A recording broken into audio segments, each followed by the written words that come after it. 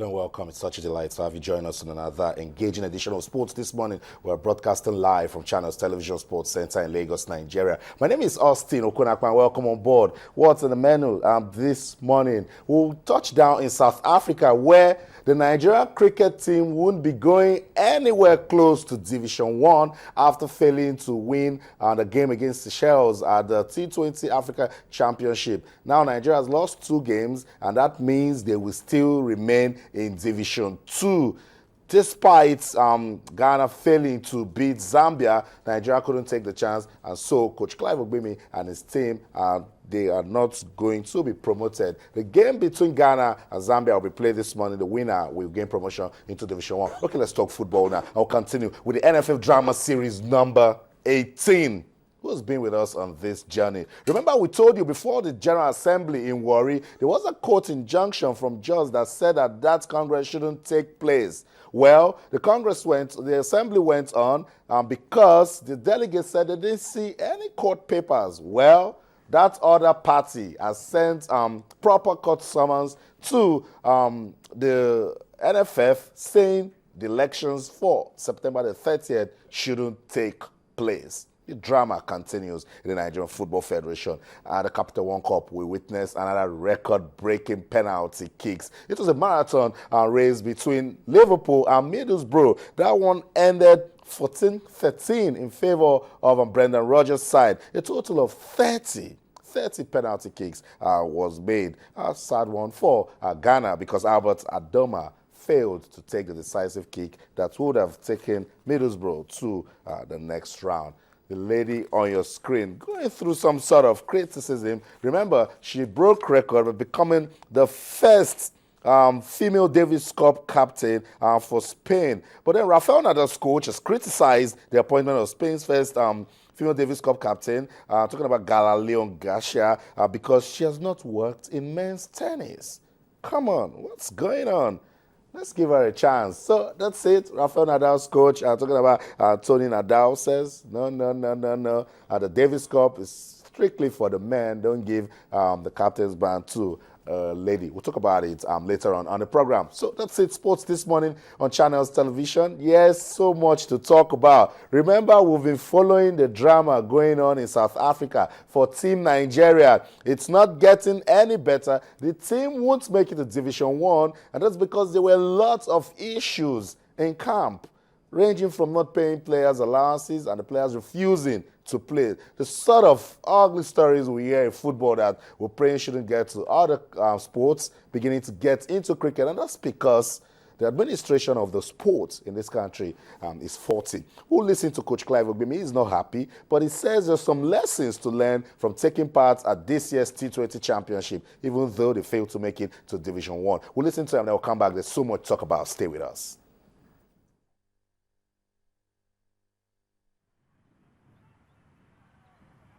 I want to put it this way.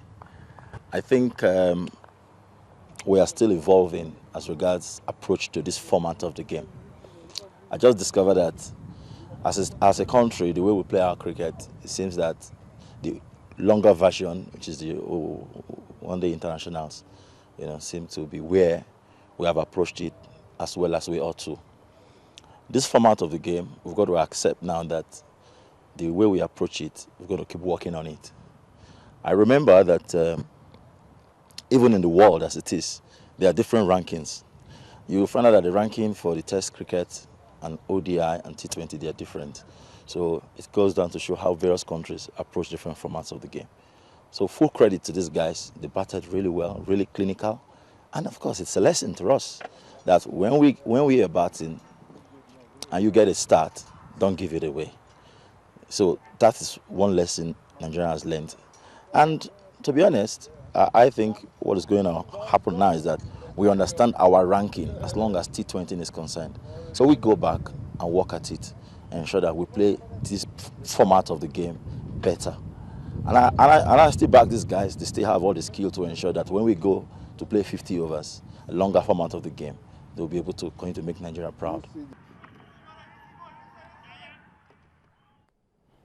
coach of Nigeria's cricket team, Clive Ogbimi, speaking after yesterday's game against Seychelles. His boys failed to win that one. They fell by 7 wickets, blew the chance they had to take pole position to qualifying for Division 1 because Ghana didn't beat Zambia. But this morning, Ghana and Zambia will play. And Ghana and Nigeria and Zambia will play. And then Ghana will be relying on Nigeria to beat Zambia so that they can make it to Division 1. So that's the story from South Africa, and talking about cricket and Nigeria's quest to play at, who knows, the T20 World Cup. That chance has been blown away. Sports this morning on Channels Television, wherever you are in the world watching us, we invite you to be part of the show. Our viewers in Abuja, in Benin, and all parts of the world watching us online and via satellite, welcome to the program. And this morning we'll take a look at cricket, we'll talk football, we'll also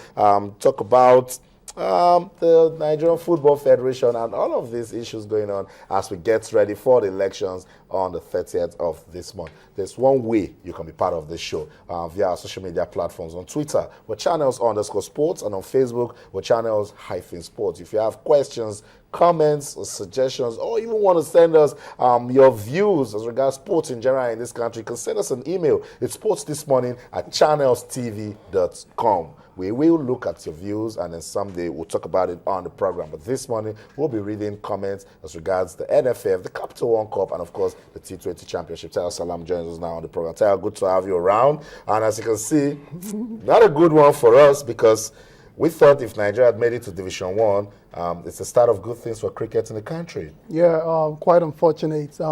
When the result came in yesterday that Nigeria had lost to Seychelles, it was really a painful one, because we're really hoping the boys would do well enough to go into the top division in Africa, but it wasn't meant to be. Earlier, I heard you really now a couple of similarities between cricket and football. Same old maladministration. It's everywhere. That's just the truth. It's not football alone. And I remember before the game against Seychelles yesterday, we were doing mathematics already as well. So we were saying, okay, if Zambia can do this for Nigeria, so there's a lot loss for us. Exactly. And we had the chance in our hands, but unfortunately we couldn't take it, and it's a shame, really. But what I'm going to say is the lads, they give it their best shots. They should come back home. They shouldn't lick their wounds for too long. They need to get back up and start playing the game again. And that's what the coach said, that he believes in the team, they have quality. But I'll tell you the story I heard yesterday in South Africa. And that's because the players asked for their allowances, and then they said, no, we don't have money for you. And then they said, okay, we'll play the first innings, and if we don't get proper assurances, we are not going to play the second. And when you're playing a crucial game as such for qualification into Division 1, I think for leadership, you should ensure that the players are fine, talking about welfare. Yeah, obviously, and all the things you just said now just tells you the players were distracted. Come on, you're playing a game, your focus should be 100% on the game and nothing else, nothing off the pitch or off the court or wherever. So that shows you where the problem was already. It's not a very good one. It doesn't all go well for any kind of sports in the country. It happens in football as well, so players fight over bonuses. And you wonder sometimes what the administrators, what are they doing exactly? Like, what are they doing to actually ensure these things don't happen again, especially in major competitions where it now becomes major news, and it doesn't do well for the image of the country at all when this kind of things happen on the world stage.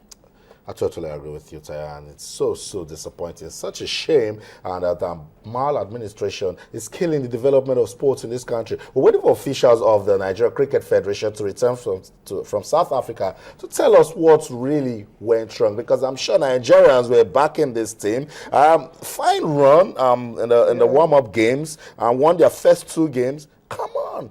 You got to take care of your players. Yeah, there's no two ways about it. And like I said, it started very well, but unfortunately they've derailed, and this derailing has really cost them now, because they will have to be stuck in Division 2, which means no progression for the team. And when you don't progress after a long time, sometimes you can get really redundant and just remain there forever. I hope that's not the case with the lads, because like I said, a lot of very quality cricket players on that side. And I just wish them the best. Really, they should come back home. They shouldn't feel too disappointed. They shouldn't lick their wounds for too long. Come back, start playing the game again. Hopefully, the administrators will get things right sooner rather than later. So that's it, administrators. We're calling on you to ensure that you do all you can to ensure that sports in Nigeria is admirable. Let's talk about this sport that has been giving us drama since June. And then we're counting down. The NFF drama series continues. And now the newly elected Nigeria Football Federation Electoral Committee, remember, they're getting ready for the elections. They've reopened sale and nominations for the September 30th elections. We also told you that Chris Giwa Group, for a moment, they sat back, strategizing. They think they're going to go on with this. Let's see. They finally served NFF court summons threatening to abort the elections. And the stakeholders are raising alarm over implications of derailing the September 30th elections as directed by FIFA. And that, I'm sure by now, FIFA will be saying, okay, let them go against our will. We're waiting. Oh my goodness. Oh my Drama. goodness. This is just incredible. Not in a good way at all. I actually thought they were gone. Like, I thought they were gone for real. You remember when they took the case to cast, and I told you I didn't see on what grounds, and the case was rightly thrown out. I thought they were gone. I thought that was the end of it. I thought Nigerian football was going to go and keep going in the right direction. But unfortunately, this is propped up again. But like I always say, like, it's annoying. It's starting to get really annoying now. And but we'll see what happens at the end of the day. Come September the 30th, right? Yeah. We'll see whether elections has to carry on. We know our forms are on sale already. Yeah. So I don't think anything is going to stop this election, for real. Nothing will stop it. Okay, Tayo says so. Let's see what the Giwa Group will be doing to prove him wrong. Yes. But we told you that the sales of forms have commenced, and the chairman of the electoral committee, his name is Mr. Samson Ebome, says the screening and final list of candidates will emerge tomorrow, while protests and appeals will be heard on Friday, September the 26th. That should be all for the issues. Let's talk about it again.